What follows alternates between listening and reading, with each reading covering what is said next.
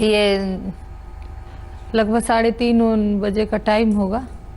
3:30 या 4 बजे के बीच में वो निकली और बोली कि मम्मी मैं 2-3 घंटे में आती हूँ। उनके उस टाइम पे उनके पापा की दोपहर से ड्यूटी चलती थी 10 बजे तक। तो हम अपना जो भी हमारा काम होता था, खाना पानी जो भी, इनको ट्यूशन ले भेजना ले आना, अपना हम करे। और धीरे धीरे 8 बज गया तो उस टाइम पे एक फ़ोन उनके पास होता था, एक फ़ोन उनके पापा के पास होता था। तो फिर भी बेटे से हमने फ़ोन करवाया कि बेटा देखो कि दीदी आई नहीं। तो बोला कि अच्छा मम्मी करते हैं। तो 1-2 बार फ़ोन किए, लगा नहीं। एक बार फ़ोन लगा भी तो जैसे लगा कि 1 ही 2 घंटी बजी, जैसे फ़ोन या गिर गया या कोई छीन लिया हो। उसके बाद फिर दोबारा नहीं लगा। हम कई बार अपने जो हमारा स्टैंड है वहाँ पर कभी बच्चे जाते थे, कभी खुद मैं गई, खड़ी रही, शायद लेट हो गया होगा। लेकिन करते करते समय 10 बज गया। ये जब फिर ड्यूटी से आए तो हम लोग रोड पे ही बाहर खड़े थे, तीनों आदमी। बोले कि बाहर इस टाइम क्यों खड़े हो तुम लोग ठंड में? तो हमने कहा कि नहीं आई। तो ये भी फ़ोन करने लगे, लेकिन फिर फ़ोन स्विच ऑफ जाने लगा, नहीं मिला। अभी हम लोग बाहर ही खड़े थे, उस टाइम 11 आसपास होगा, टाइम तो नहीं देखे।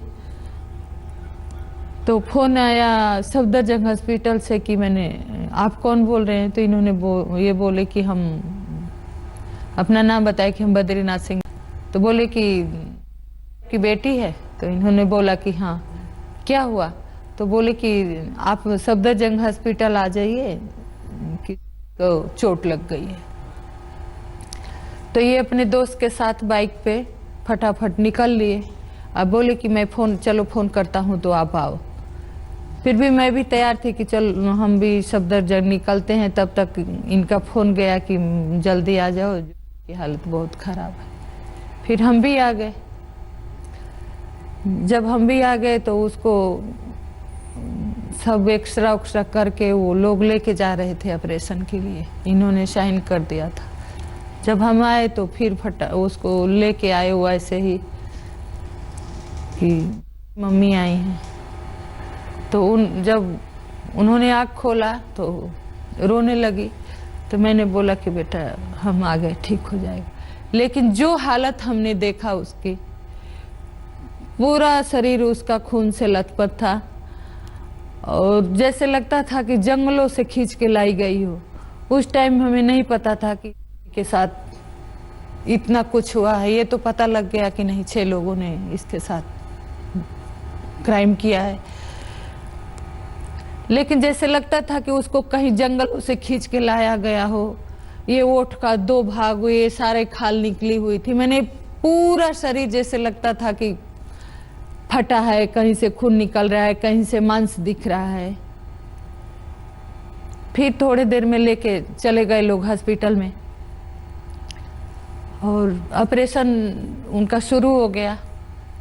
टाइम का तो मुझे नहीं पता क्या टाइम हो रहा था। हमें तो एक शौक सा लग गया था, समझ नहीं आ रहा था क्या करें। इसी बीच जो डॉक्टर वहाँ थे ऑपरेशन में, कई डॉक्टर थे, जो उसमें से सीनियर डॉक्टर आके कहे कि उन्होंने बोला कि सॉरी, मुझे 20 साल हो गया इस पेशे में काम करते हुए। मेरे पास बहुत सारा केस आया, कई लोगों का हमने जान बचाया, लेकिन मेरे पास ऐसा कभी नहीं केस आया। मुझे समझ नहीं आ रहा है कि मैं क्या जोड़ूं।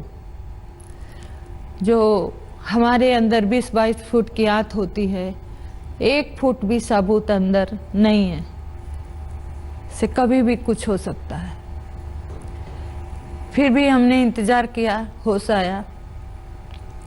जब तक सांसें चलती रही तब तक आस था कि नहीं, शायद ठीक हो जाएंगी।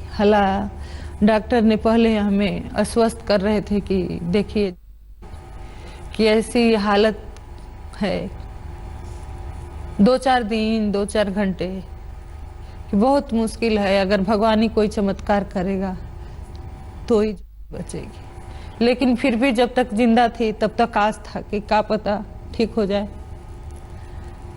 जब उसको होश आया, उसने पानी मांगा। डॉक्टरों ने मना कर दिया कि नहीं दे सकते पानी की, कोई सिस्टम ऐसा नहीं है कि जो हम इनको 1 चम्मच पानी दे सके।